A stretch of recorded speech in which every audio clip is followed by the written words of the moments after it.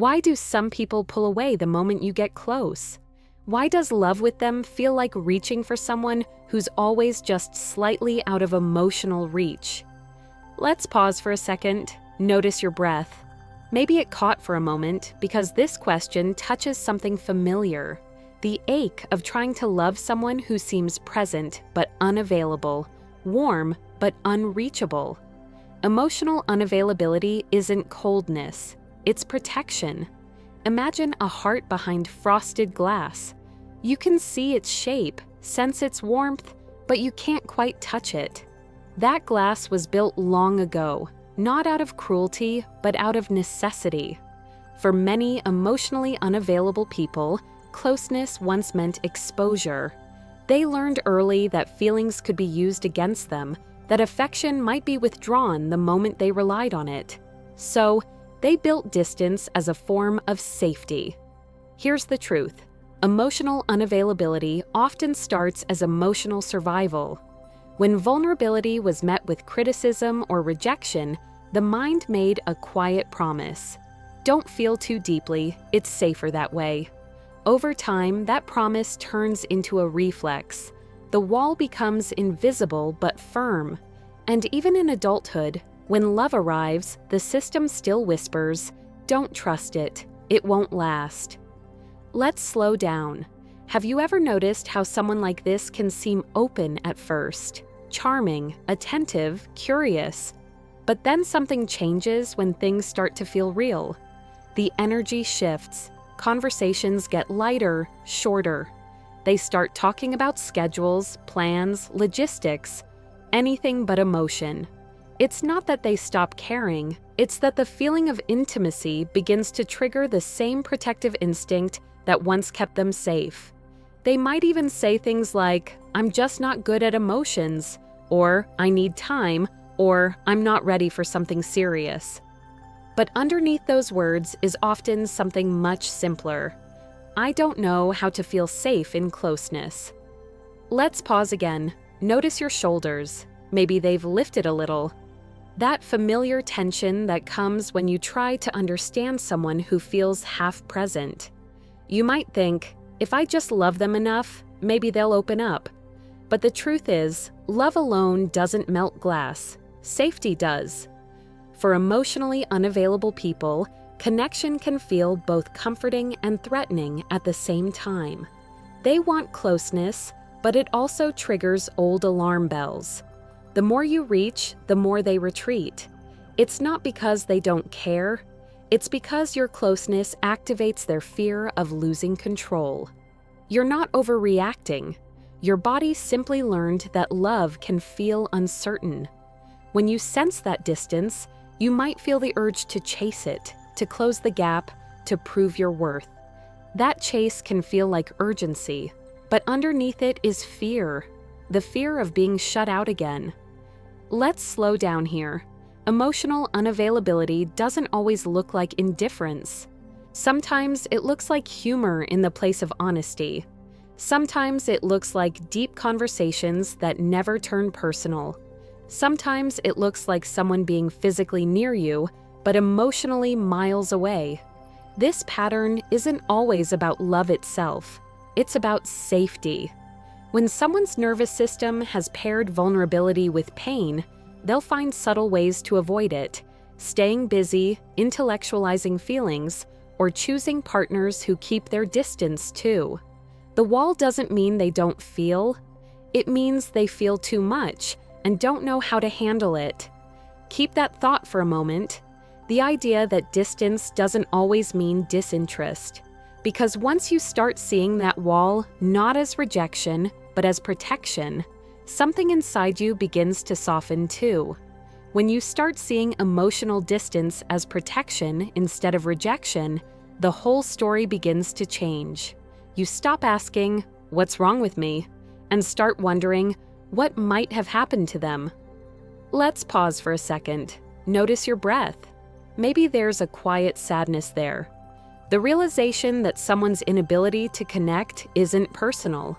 It's history playing itself out in real time.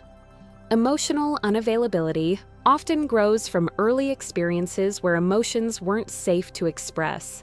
Maybe love was inconsistent, warm one moment, withdrawn the next. Maybe their parents were overwhelmed or critical, teaching them that needing comfort only brought disappointment. So, they learned to shut down, to rely on logic instead of feelings, to turn away instead of reaching out. As adults, this same pattern repeats, not because they want distance, but because closeness feels foreign. It's like trying to breathe underwater. The moment emotional intimacy deepens, their body signals danger. Their chest tightens, their thoughts scatter, and suddenly they say, "I just need space." You might notice this dynamic play out in ways that feel painfully familiar. You share something vulnerable, a fear, a hope, a hurt, and they change the subject. You try to connect emotionally, and they meet you with silence or humor. You reach for depth, and they offer small talk. Every time it happens, you feel a subtle ache, as if love is always half available, half withheld. Let's slow down. Notice your shoulders.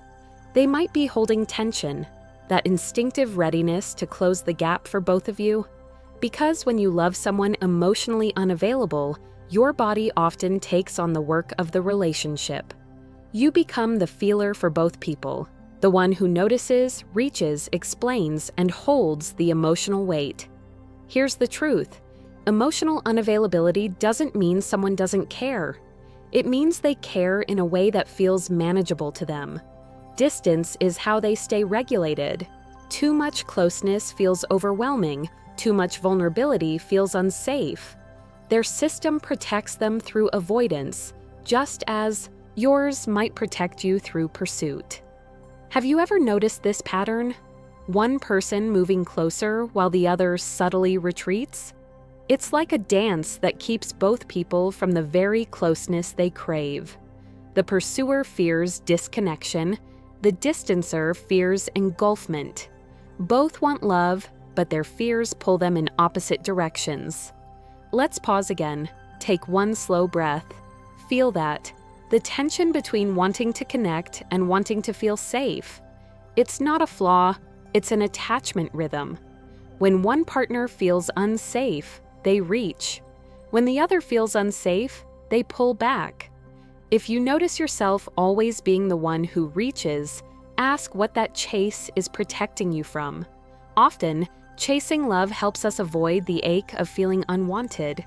It keeps the hope alive, because if we're still trying, then maybe we can still win their affection. But that effort can become exhausting. It teaches your body that love must be earned, not received. And if you're the one who withdraws, the one who feels flooded by emotion or pressure, know that your distance isn't cruelty, it's self-preservation. But isolation can become its own kind of pain.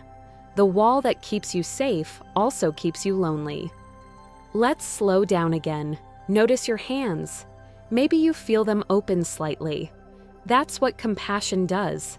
It softens the grip.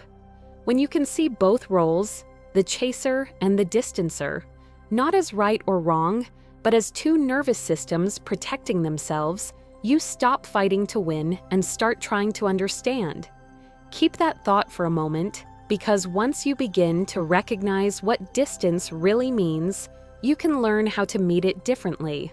Not with pressure, not with performance, but with presence. Healing emotional distance isn't about tearing down the walls.